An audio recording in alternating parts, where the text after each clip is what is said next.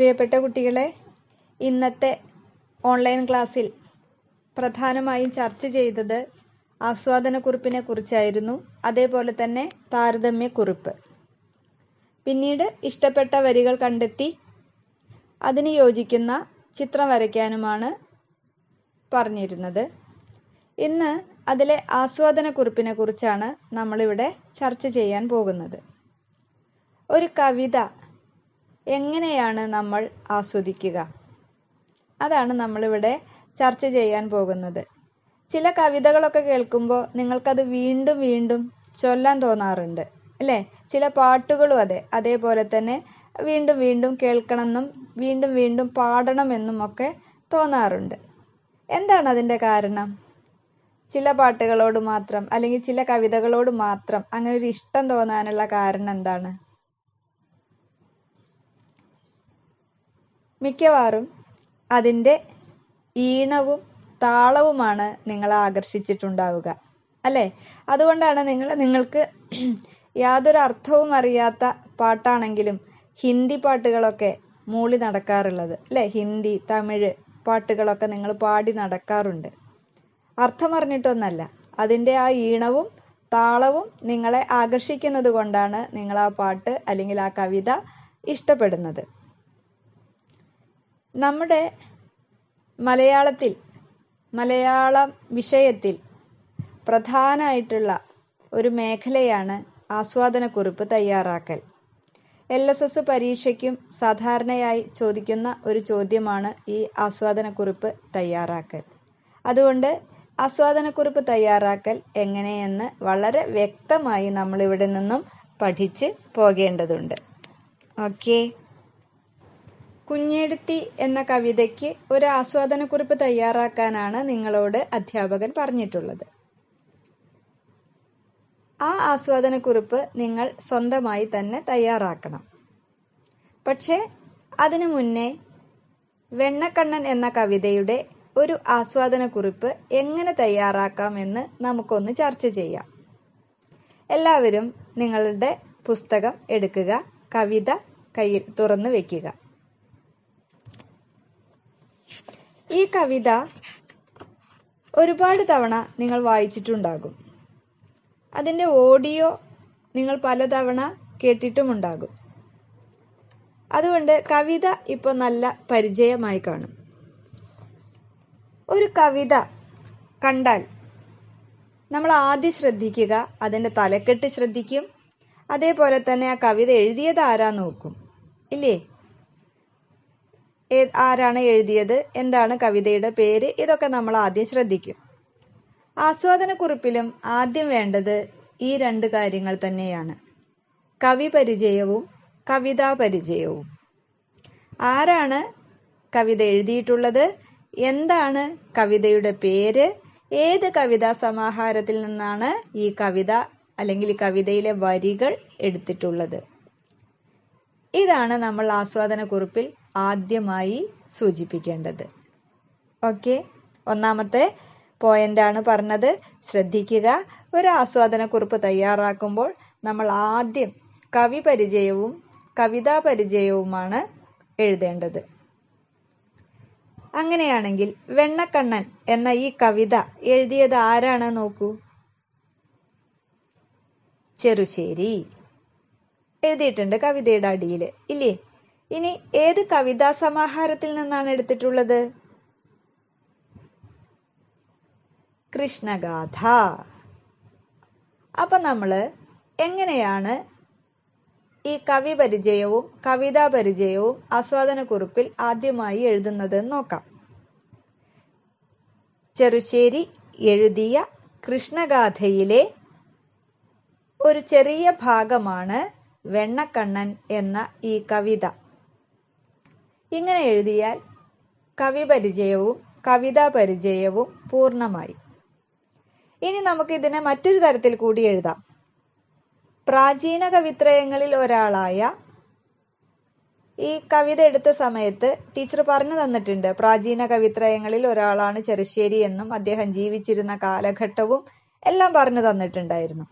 അതുകൊണ്ട് നമുക്ക് ഇങ്ങനെയും കവി പരിചയം എഴുതാം. പ്രാചീന കവിത്രയങ്ങളിൽ ഒരാളായ ചെറുശ്ശേരി എഴുതിയ കൃഷ്ണഗാഥയിലെ ഏതാനും വരികളാണ് വെണ്ണക്കണ്ണൻ എന്ന പേരിൽ കൊടുത്തിട്ടുള്ളത്. മനസ്സിലായി എന്ന് വിചാരിക്കുന്നു. കവി പരിചയവും കവിതാ പരിചയവും. അടുത്തതായി ആസ്വാദനക്കുറിപ്പിൽ വേണ്ടത് ഈ കവിതയുടെ ആശയമാണ്. അതായത് ഒരു കവിത നമ്മൾ ആസ്വദിക്കണമെങ്കിൽ ആ കവിതയിലെ ആശയം മനസ്സിലായാലല്ലേ നമ്മൾ ആ കവിതയുടെ ആസ്വാദനം നടന്നു എന്ന് നമുക്ക് പറയാൻ പറ്റുള്ളൂ, അല്ലേ? അപ്പൊ ഈ കവിത നമ്മൾ പലതവണ വായിച്ചു, കേട്ടു, ടീച്ചർ ഇതെല്ലാം വിശദീകരിച്ച് തന്നു. അതിൽ നിന്നും നിങ്ങൾക്ക് ഈ കവിതയുടെ ആശയം, പ്രധാന ആശയം എന്താണെന്ന് മനസ്സിലായിട്ടുണ്ടാവും. എന്താണ് ഈ കവിതയിലെ പ്രധാന ആശയം? അതെ, കണ്ണനോട് കണ്ണന്റെ അമ്മയ്ക്കുള്ള സ്നേഹം. അതായത് ഒരമ്മയ്ക്ക് കുഞ്ഞിനോടുള്ള സ്നേഹം, മാതൃസ്നേഹം. അതാണ് ഈ കവിതയിലെ പ്രധാന ആശയം. മാതൃസ്നേഹം വ്യക്തമാക്കുന്ന, മാതൃസ്നേഹം തുളുമ്പുന്ന ഒരു കവിതയാണ് ഇത്. അതാണ് ഇതിലെ ഈ മാതൃസ്നേഹമാണ് ഈ കവിതയിൽ പ്രധാനമായും പറഞ്ഞിട്ടുള്ളത്. ഇനി ആ കവിതയിലെ പ്രധാന ആശയത്തോടൊപ്പം ഉപാശയങ്ങൾ കൂടി നമുക്ക് ചേർക്കാം. അതായത് ഈ കവിതയിലെ മൊത്തം കാര്യങ്ങളെ 2 or 3 വരികളിലായി നമ്മൾ ഒതുക്കണം. ഇതിൽ പറഞ്ഞ എല്ലാ വരിയുടെയും അർത്ഥം എഴുതി വയ്ക്കലല്ല നമ്മൾ ഉദ്ദേശിക്കുന്നത്. ഈ കവിതയിലെ കാര്യങ്ങൾ ചുരുക്കി 2 or 3 വാചകത്തിൽ എഴുതണം. അതാണ് ആശയവും ഉപാശയവും ചേർന്ന് വരുന്നത്. മാതൃസ്നേഹം തുളുമ്പുന്ന ഒരു കവിതയാണ് ഇത്, അല്ലെങ്കിൽ മാതൃസ്നേഹമാണ് ഈ കവിതയിലെ പ്രമേയം. അവിടെ ആശയം വന്നു, പ്രധാന ആശയം അതാണ്. ഇനി അതിലെ ഉപാശയങ്ങൾ എന്ന് പറയുമ്പോൾ നമുക്ക് കൂട്ടി പറയാം. അതായത് വെണ്ണക്കൊതിയനായ കണ്ണൻ വെണ്ണ ലഭിക്കുവാൻ വേണ്ടി പല ന്യായങ്ങളും കള്ളങ്ങളും പറയുന്നു, പല കുസൃതികളും കാണിക്കുന്നു. ഇതെല്ലാം മനസ്സിലായിട്ടും അമ്മ മകനോടുള്ള സ്നേഹം കാരണം കണ്ണന് വീണ്ടും വെണ്ണ നൽകുന്നു. ഇതാണ് ഈ കവിതയിൽ പറയേണ്ട ആശയം. ഇത്രയും ചുരുക്കി പറഞ്ഞാൽ മതി. മനസ്സിലായി എന്ന് വിചാരിക്കുന്നു. ഒന്നുകൂടി പറയാം. കവിതയിലെ ആശയം പറയുമ്പോൾ ഓരോ വരിയുടെയും സാരമായി നമ്മളത് പകർത്തി വെക്കണമെന്നില്ല. ഓരോ വരിയിലും പറഞ്ഞിരിക്കുന്ന കാര്യങ്ങളെല്ലാം എഴുതി നിറയ്ക്കണമെന്നില്ല. ആ കവിതയിലെ ആശയം ചുരുക്കി 2 or 3 വാചകത്തിൽ എഴുതാൻ കഴിയണം. അതാണ് നമ്മൾ ആസ്വാദനക്കുറിപ്പിൽ വരേണ്ട രണ്ടാമത്തെ കാര്യം. മാതൃസ്നേഹം അല്ലെങ്കിൽ മാതൃവാത്സല്യം തുളുമ്പുന്നൊരു കവിതയാണ് വെണ്ണക്കണ്ണൻ. വെണ്ണയോട് വല്ലാത്ത കൊതിയുള്ള കണ്ണൻ വെണ്ണ ലഭിക്കുവാൻ വേണ്ടി പലവിധ കള്ളങ്ങളും പലവിധ ന്യായങ്ങളും പറയുന്നു, പല കുസൃതികളും കാണിക്കുന്നു. ഇതെല്ലാം മനസ്സിലായിട്ടും അമ്മ കണ്ണനോടുള്ള സ്നേഹം കാരണം കണ്ണന് വീണ്ടും വെണ്ണ നൽകുന്നു. ഇതാണ് ഇതിൽ രണ്ടാമതായി പറയേണ്ടത്. ആദ്യം പറഞ്ഞത് കവി പരിചയവും കവിതാ പരിചയവും, പിന്നീട് നമ്മൾ പറഞ്ഞത് പ്രധാന ആശയം. ഓക്കെ. പിന്നീട് ആസ്വാദനക്കുറിപ്പിൽ വരേണ്ടത് ഈ കവിത നിങ്ങൾക്ക് ഇഷ്ടപ്പെട്ടോ, എന്തുകൊണ്ട് ഇഷ്ടപ്പെട്ടു, അതാണ് അടുത്തതായി നമ്മൾ ആസ്വാദനക്കുറിപ്പിൽ പറയേണ്ടത്. പലതരത്തിൽ നമ്മൾക്ക് ഈ കവിതയോട് ഇഷ്ടം തോന്നാം. ചിലപ്പോൾ കവിതയുടെ ആശയമാവും ഇഷ്ടം. ഇവിടെ ഒരു അമ്മയ്ക്ക് അമ്മയുടെ കുട്ടിയോടുള്ള ആ ഒരു സ്നേഹം വ്യക്തമാക്കുന്ന കവിതയായതുകൊണ്ട്, മാതൃവാത്സല്യം തുളുമ്പുന്ന ഒരു കവിതയായതുകൊണ്ട് എനിക്ക് വളരെ ഇഷ്ടപ്പെട്ടു, അങ്ങനെ പറയാം. എന്നാൽ വേറൊരാൾക്ക് ഇത് ഇഷ്ടപ്പെടുന്നത് ഈ അർത്ഥത്തിലാവില്ല. കണ്ണന്റെ കുസൃതികൾ ഇതിൽ കുറേ പറയുന്നുണ്ട്, ഇല്ലേ? കണ്ണൻ പറയുന്ന കള്ളത്തരങ്ങള്, കണ്ണൻ പറയുന്ന ന്യായങ്ങള്, ഇല്ലേ? കാണിക്കുന്ന കുസൃതികള്, തുടക്കം തന്നെ ചെയ്യുന്നത് ഉരല് വെച്ച് കയറി വീഴുന്നതും, അല്ലെ? എന്നിട്ടാണ് ഈ വക ന്യായങ്ങളൊക്കെ കണ്ണൻ പറയുന്നത്. അപ്പൊ കണ്ണന്റെ ഈ കുസൃതികളും കള്ളത്തരങ്ങളും ഒക്കെ ഇഷ്ടപ്പെട്ടതുകൊണ്ട് അല്ലെ, അതൊക്കെ വായിക്കാൻ നല്ല രസമുള്ളത് കൊണ്ട് കവിത ഇഷ്ടപ്പെട്ടു എന്ന് വേണമെങ്കിൽ നമുക്ക് പറയാം. പറഞ്ഞൂടെ? ഇനി ചിലപ്പോ ഇതൊന്നും ആവില്ല, ഈ ആശയം ഒന്നും ആവില്ല ചിലപ്പോ ഇഷ്ടപ്പെടുക. ഇതിന്റെ ഈണം, നമ്മൾ നേരത്തെ രാജാവ് ചതുരംഗം കളിച്ച സമയത്ത് രാജാവിന്റെ പത്നി രാജ്ഞി മൂളിക്കൊടുത്ത ആ ഈണം,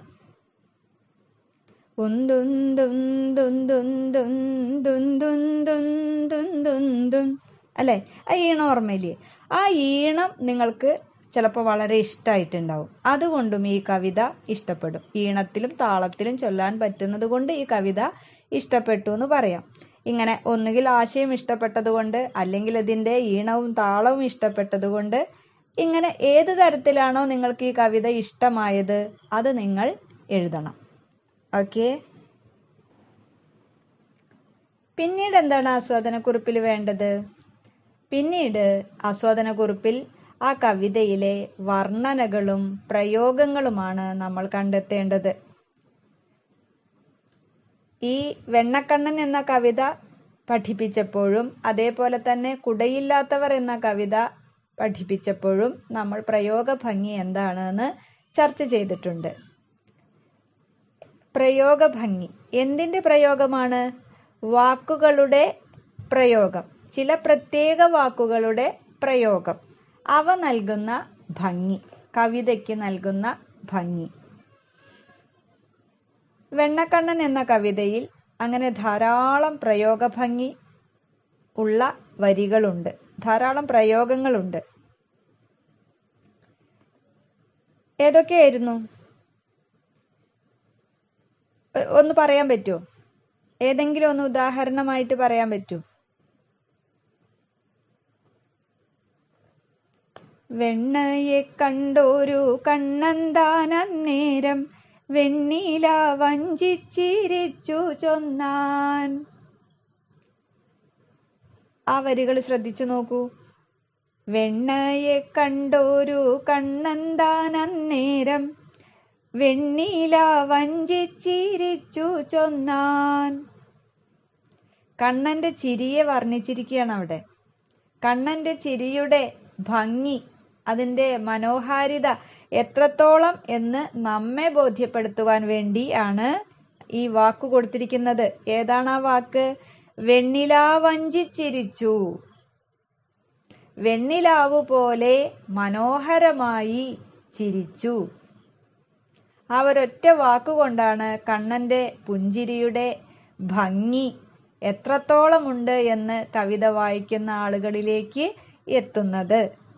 അതേപോലെ തന്നെ കവിതയുടെ അവസാന ഭാഗത്തുമുണ്ട്. വെണ്ണയെ കണ്ടോരു കണ്ണൻ തന്നാനനം വെണ്ണിലാവോലും തിങ്കൾ പോലെ. വെണ്ണയെ കണ്ട കണ്ണൻ തൻ ആനനം, കണ്ണന്റെ ആനനം, കണ്ണന്റെ മുഖം. വെണ്ണയെ കണ്ടപ്പോൾ കണ്ണന്റെ മുഖത്തുണ്ടായ ആ ഭാവമാറ്റം, അത് നമ്മളിലേക്ക് എത്തിക്കുവാൻ വേണ്ടിയിട്ടാണ് വെണ്ണിലാവോലുന്ന തിങ്കൾ പോലെ എന്ന വാക്ക് ഇവിടെ ഉപയോഗിച്ചിട്ടുള്ളത്. വെണ്ണിലാവോലുന്ന തിങ്കൾ പോലെ, നിലാവുള്ള രാത്രിയിലെ ചന്ദ്രനെ പോലെ. നോക്കൂ, നിലാവുള്ള രാത്രിയിലെ ചന്ദ്രനെ കണ്ടിട്ടില്ലേ? എന്ത് ഭംഗിയാണ് കാണാൻ, എന്ത് തിളക്കമാണ് കാണാൻ. അതേ ഭംഗിയും അതേ തിളക്കവും കണ്ണന്റെ മുഖത്ത് കണ്ടു എന്നാണ് ഈ ഒരു പ്രയോഗത്തിലൂടെ കവി വ്യക്തമാക്കി തരുന്നത്. ഇതുപോലെയുള്ള വരികൾ കവിതയിലുണ്ടെങ്കിൽ നമ്മൾ അത് കണ്ടെത്തി അതുകൂടി ആസ്വാദനക്കുറിപ്പിൽ ചേർക്കണം. ചേർക്കുമ്പോൾ എങ്ങനെയാണ് നമ്മൾ എഴുതേണ്ടത്? ഈ കവിതയിലെ ചില പദപ്രയോഗങ്ങൾ, ചില വാക്കുകളുടെ പ്രയോഗങ്ങൾ കവിതയ്ക്ക് ഒരു പ്രത്യേക ഭംഗി നൽകുന്നുണ്ട് എന്ന് പറഞ്ഞിട്ട് ഉദാഹരണമായി ഏതെങ്കിലും 2 വരികൾ കവിതയിലെ, ഇപ്പൊ ടീച്ചർ ആദ്യം പറഞ്ഞ 2 വരികളാണെങ്കിൽ ആ 2 വരികൾ നിങ്ങൾ എഴുതണം. വെണ്ണയെ കണ്ടോരു കണ്ണന്താനന്നേരം വെണ്ണില വഞ്ചിച്ചിരിച്ചു ചൊന്നാൻ. ആ വരികൾ 2 എഴുതിയിട്ട് അതിലെ പ്രയോഗ ഭംഗി നിങ്ങൾക്കൊന്ന് സൂചിപ്പിക്കാം. വെണ്ണ കണ്ടപ്പോൾ ഉണ്ടായ കണ്ണന്റെ മുഖത്തെ ഭാവമാറ്റം അല്ലെങ്കിൽ കണ്ണന്റെ മുഖത്തിന്റെ ചന്തം, ഭംഗി വ്യക്തമാക്കുവാൻ വേണ്ടിയിട്ട് കവി ഉപയോഗിച്ചിരിക്കുന്ന വാക്കാണ് വെണ്ണിലാവഞ്ചിച്ചിരിച്ചു, നിലാവ് പോലെ മനോഹരമായി പുഞ്ചിരിച്ചു. ഇതുപോലെയുള്ള നിരവധി പ്രയോഗ ഭംഗികൾ ഉള്ള വരികൾ ഈ കവിതയിലുണ്ട് എന്നിങ്ങനെ നമുക്ക് ആസ്വാദനക്കുറിപ്പിൽ സൂചിപ്പിക്കാവുന്നതാണ്. പ്രയോഗഭംഗി വ്യക്തമായിട്ടുണ്ടാവുമെന്ന് വിചാരിക്കുന്നു. അടുത്തതായി ഈ കവിതയിലെ ശബ്ദഭംഗി, അക്ഷരഭംഗി, ഇതാണ് നമ്മൾ ചർച്ച ചെയ്യാൻ പോകുന്നത്. ഒരു കവിത ആസ്വദിക്കുമ്പോൾ ആ കവിത ചൊല്ലുവാനും ചൊല്ലിക്കേൾക്കുവാനുമുള്ള ആ രസം കൂടി നമ്മൾ പരിഗണിക്കേണ്ടതുണ്ട്. ഇപ്പം ഈ വെണ്ണക്കണ്ണൻ എന്ന കവിതയിൽ ആദ്യത്തെ 2 വരികൾ ഒഴിച്ചു നിർത്തിയാൽ ബാക്കി എല്ലാ വരികളിലും രണ്ടാമത്തെ അക്ഷരങ്ങൾ നോക്കിയാൽ ആവർത്തിച്ചു വരുന്നത് നമുക്ക് കാണാൻ പറ്റും. അതേപോലെ തന്നെ പല സ്ഥലത്തും ചില വാക്കുകളും ആവർത്തിച്ചു വന്നിട്ടുണ്ട്.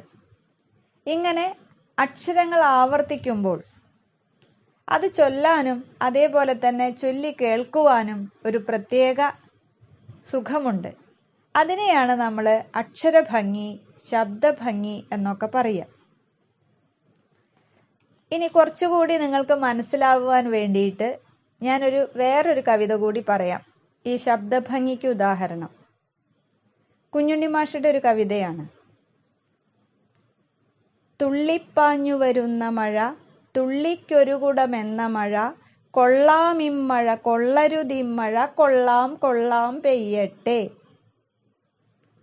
ആ കവിതയുടെ ഒരു പ്രത്യേകത നിങ്ങൾ ശ്രദ്ധിച്ചോ? ആ കവിതയിൽ ചില വാക്കുകളും ചില അക്ഷരങ്ങളും ആവർത്തിച്ച് വന്നിട്ടുണ്ട്. അതുകൊണ്ട് തന്നെ അത് ചൊല്ലാനും ചൊല്ലിക്കേൾക്കാനും എന്ത് രസാണ് ഇല്ലേ? ആ ള എന്നുള്ള അക്ഷരം, അതേപോലെ തന്നെ തുള്ളി എന്നുള്ള വാക്ക്, അത് ആവർത്തിച്ചു വരുന്നത് കൊണ്ടാണ് അത് ചൊല്ലാനും ചൊല്ലിക്കേൾക്കുവാനും നമുക്കൊരു രസം തോന്നുന്നത്. അതേപോലെ തന്നെ പാണ്ഡൻ നായുടെ പല്ലിനു ശൗര്യം പണ്ടേ പോലെ ഫലിക്കുന്നില്ല, പണ്ടിവനൊരു കടിയാൽ ഒരു പുലിയെ കണ്ടിച്ചതു ഞാൻ കണ്ടറിയുന്നേൻ. ഈ വരികളിലും അതെന്താന്നുള്ള അക്ഷരം എത്ര തവണയാണ് ആവർത്തിച്ചിരിക്കുന്നത്? ഇങ്ങനെ അക്ഷരങ്ങൾ ആവർത്തിച്ചു വരുന്നത് കൊണ്ടും വാക്കുകൾ ആവർത്തിച്ചു വരുന്നത് കൊണ്ടും കവിതയ്ക്ക് ലഭിക്കുന്ന ഒരു പ്രത്യേക ഭംഗിയുണ്ട്, ശബ്ദഭംഗി. ഇതും നമ്മൾ ആസ്വാദനക്കുറിപ്പ് എഴുതുമ്പോൾ കവിതയിലുണ്ടോ എന്ന് നോക്കി പരിശോധിച്ച് ഉണ്ടെങ്കിൽ അതുകൂടി നമ്മൾ ആസ്വാദനക്കുറിപ്പിൽ സൂചിപ്പിക്കേണ്ടതാണ്. ഓക്കെ. ഇനി നിങ്ങൾക്ക് ഈ കവിതയെക്കുറിച്ച് പൊതുവായി എന്തെങ്കിലും അഭിപ്രായങ്ങൾ ഉണ്ടെങ്കിൽ അതുകൂടി നമ്മുടെ ആസ്വാദനക്കുറിപ്പിൽ ഉൾപ്പെടുത്താവുന്നതാണ്. ഇപ്പൊ ഈ കവിതയെ കുറിച്ചിട്ട് നമുക്കൊരു അഭിപ്രായം ഉണ്ടാവില്ലേ? അതായത് ചില കവിതകൾ നമുക്ക് പെട്ടെന്ന് വായിച്ചാൽ തന്നെ മനസ്സിലാകും, ഒറ്റ വായനയ്ക്ക് മനസ്സിലാകും. ലളിതമായ വാക്കുകളും വാക്യങ്ങളും ഒക്കെ വരുന്ന കവിതയാണെങ്കിൽ നമുക്ക് ഒറ്റ വായനയിൽ തന്നെ അത് വായിച്ച് ആസ്വദിക്കാൻ പറ്റും. അങ്ങനെയാകുമ്പോൾ നമുക്ക് ആ കവിതയോട് ഒരു ഇഷ്ടം തോന്നും, അല്ലേ? അപ്പോൾ അത് നമുക്ക് നമ്മുടെ അഭിപ്രായമായിട്ട് ഈ കവിതയെക്കുറിച്ച് എഴുതാൻ പറ്റും. ലളിതമായ വാക്കുകളും വരികളും ഒക്കെ ഉള്ള ഒരു കവിതയായതുകൊണ്ട് ഈ കവിത ആർക്കും ഒറ്റ വായനയിൽ തന്നെ വായിച്ച് മനസ്സിലാക്കുവാൻ പറ്റും എന്ന രീതിയിൽ പറയാം. എല്ലാ കവിതയും അങ്ങനെ എഴുതാൻ പറ്റില്ല കേട്ടോ. ഇപ്പൊ ഈ കവിതയിൽ തന്നെ ചില വരികൾ നമുക്ക് ഒറ്റ വായനയ്ക്ക് തന്നെ മനസ്സിലാവില്ലേ? നോക്കൂ,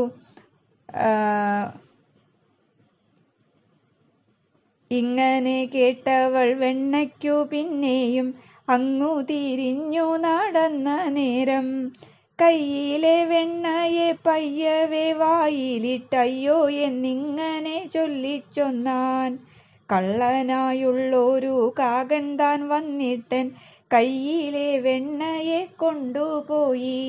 ഈ വരികളൊന്നും നിങ്ങൾക്ക് ആരും ഇതിന്റെ ആശയം വിശദീകരിച്ച് തരേണ്ടതില്ല. ഈ വരികൾ വായിക്കുമ്പോൾ തന്നെ നിങ്ങൾക്ക് അതിന്റെ ആശയം, അല്ലെ, അതിന്റെ അർത്ഥം മനസ്സിലാവുന്നുണ്ട്. അപ്പൊ ലളിതമായ വാക്കുകൾ കവി ഉപയോഗിച്ചത് കൊണ്ടാണ് നിങ്ങൾക്കിത് ഒറ്റ വായനയിൽ തന്നെ വായിച്ച് മനസ്സിലാക്കാൻ കഴിഞ്ഞത്. ഈ രീതിയിൽ നിങ്ങൾക്ക് നിങ്ങളുടേതായ അഭിപ്രായവും പറയാം.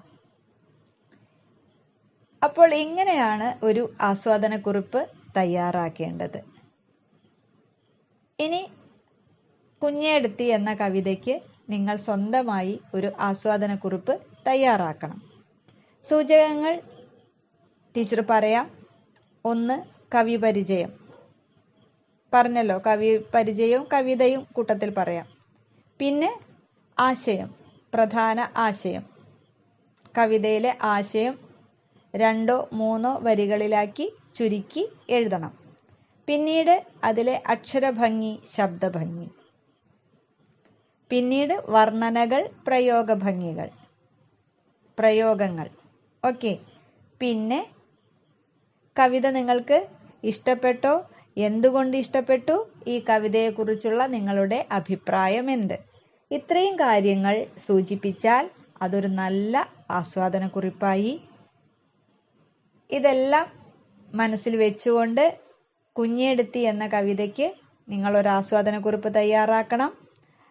അതിനു മുമ്പ് വെണ്ണക്കണ്ണൻ എന്ന കവിതയ്ക്ക് ഒരു ആസ്വാദനക്കുറിപ്പ് ടീച്ചർ തയ്യാറാക്കിയത് നിങ്ങൾക്ക് മാതൃകയായി നൽകാം. അതും ഒന്ന് വായിച്ചു നോക്കിയതിന് ശേഷം കുഞ്ഞേടത്തി എന്ന കവിതയ്ക്ക് നിങ്ങൾ സ്വന്തമായി ഒരു ആസ്വാദനക്കുറിപ്പ് തയ്യാറാക്കുക. അപ്പോൾ ഓക്കെ കുട്ടികളെ, നമ്മുടെ ഇന്നത്തെ ഈ ക്ലാസ് നമ്മളിവിടെ അവസാനിപ്പിക്കുകയാണ്. നന്ദി.